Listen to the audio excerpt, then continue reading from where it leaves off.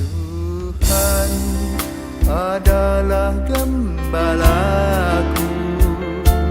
takkan kekurangan aku.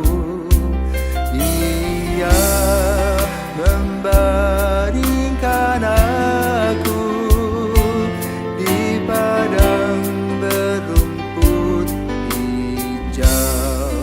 Saudara-saudari yang terkasih di dalam Kristus, selamat pagi. Salam jumpa lagi dalam Sabda Siap Saji. Kamis 25 Januari 2024. Pesta bertobatnya Santo Paulus. Marilah berdoa. Dalam nama Bapa dan Putra dan Roh Kudus. Amin. Ajarlah kami, Paulus pujangga mulia, cinta sejati yang merangkum segala supaya kami mencapai yang sempurna, sehingga pasti selamat dan bahagia. Semoga Bapa selalu dihormati bersama Putra yang mengutus Roh Suci kepada kita umat pilihan ini, yang menerima kehidupan sejati. Marilah berdoa. Allah Bapa cahaya dunia, dengan pewartaan Rasul Paulus telah kau ajar seluruh dunia. Semoga kami dengan merayakan pertobatannya berbalik kepadamu seturut teladannya dan menjadi saksi kebenaranmu bagi dunia. Dengan pengantaran Tuhan kami Yesus Kristus Putramu yang hidup dan berkuasa bersama di Kau dalam persatuan Roh Kudus Allah sepanjang segala masa. Amin. Tuhan bersamamu Dan bersama rohmu. Inilah Injil Yesus Kristus menurut Markus. Dimuliakanlah Tuhan.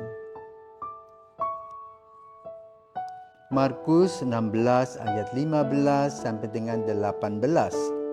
Sekali peristiwa Yesus yang bangkit dari antara orang mati menampakkan diri kepada ke-11 murid dan berkata kepada mereka, "Pergilah ke seluruh dunia, beritakanlah Injil kepada segala makhluk. Siapa yang percaya dan dibaptis akan diselamatkan, tetapi siapa yang tidak percaya akan dihukum. Tanda-tanda ini akan menyertai orang-orang yang percaya. Mereka akan mengusir setan-setan demi namaku. Mereka akan berbicara dalam bahasa-bahasa yang baru bagi mereka.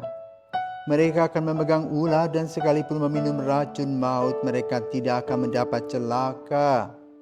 Mereka akan meletakkan tangannya atas orang sakit dan orang itu akan sembuh." Demikianlah sabda Tuhan. Terpujilah Kristus. Selamat pagi Romo. Pagi. Injil. Pada hari ini saya akan bertanya, pergilah ke seluruh dunia, beritakanlah Injil ke segala makhluk. Apa pandangan Romo terhadap tema ini? Para pisauan selamat pagi, Anggi selamat pagi. Bagi Romo. Hari ini kita memperingati bertobatnya Santo Paulus. Jadi kita flashback kepada sejarah. Dulu setelah Yesus wafat, gelombang pertama para murid lari. Karena apa? Mereka berpikir mereka juga akan mati konyol seperti Yesus disalibkan. Namun kemudian mereka melihat cahaya yang terang benderang di mana Yesus yang wafat itu bangkit mengunjungi mereka ratusan kilometer.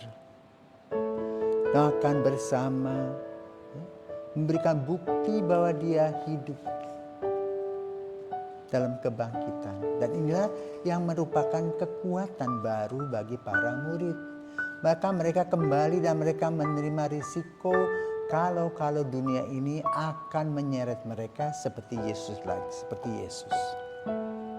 Nah, dengan keberanian, dengan militansi itu, dan juga dengan kekuatan doa bersama Maria, maka mereka banyak yang mengikuti ribuan orang. Kenapa? Tiba-tiba seperti Petrus bisa mendapatkan kekuatan untuk membuat mujizat, menyembuhkan orang sakit, sehingga mengagumkan banyak orang. lalu orang ikut. Nah, dari perkembangan itu ada sekelompok orang Yahudi yang tidak puas sebelumnya dengan Yesus. Kini mereka tidak puas dengan kelompok baru yang disebut Kristen itu. Pada awalnya mereka berpikir setelah Yesus disalibkan mati selesai. Tetapi justru dengan kebangkitan, dengan dikuburnya Yesus, Yesus bangkit dan membuat semangat yang baru. Sehingga mereka membuat strategi ketika pertumbuhan umat begitu banyak ingin di stop. Caranya apa? Membunuhnya. Stefanus menjadi kurban sebagai martir pertama dalam gereja perdana. Tetapi lalu, apa yang dibuat oleh dunia, oleh manusia pengikut Yesus itu, mereka tidak punya kekuatan. Kan itu Yesuslah yang maju. Maka ketika Paulus mengejar orang-orang Kristen itu ke Damsyik, dan di sanalah bertemunya Yesus dengan Saulus. Di mana Yesus bertanya, Saulus, Saulus, mengapa engkau menganiaya aku? Maka jatuhlah dia dari kudanya dan buta selama 3 hari 3 malam. Sesudah itu apa terjadi? Paulus berbalik 180 derajat, di mana hari ini kita memperingati pertobatan Paulus. Ya. Lalu Paulus melanjutkan apa yang disabdakan oleh Yesus di Galilea. Pergilah ke seluruh dunia, beritakannya Injil. Nah, maka Paulus itulah yang mempunyai gagasan keluar dari Yerusalem, keluar dari Israel.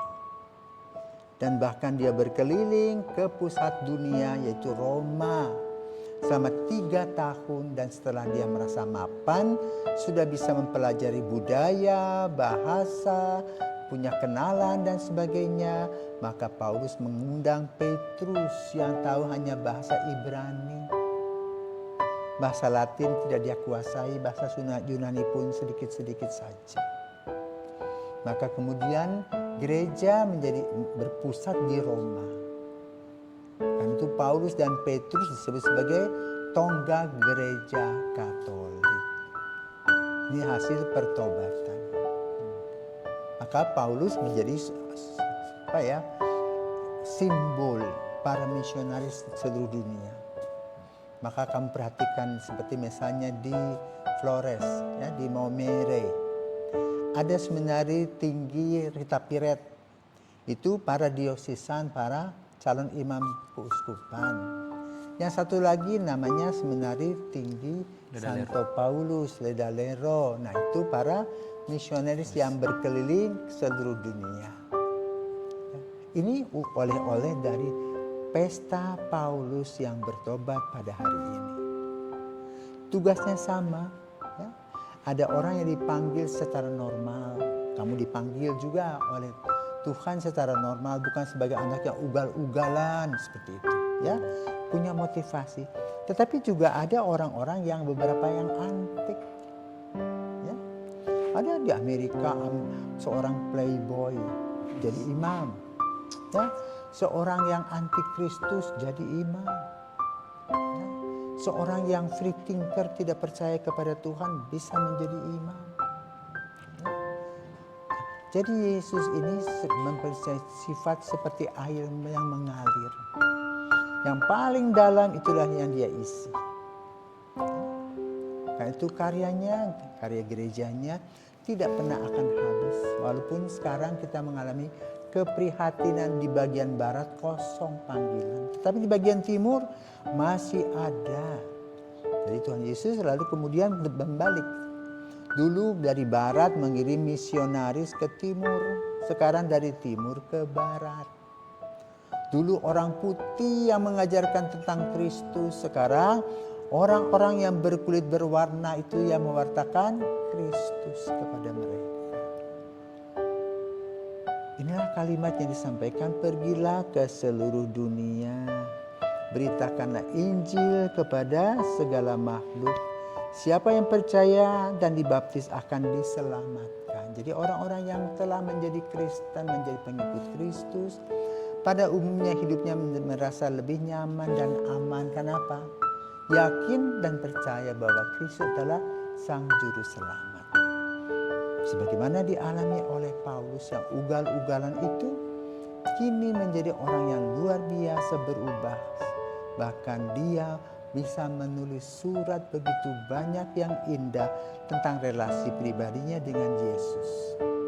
Dan dialah sekarang menjadi martir Kristus. Dia betul bertobat.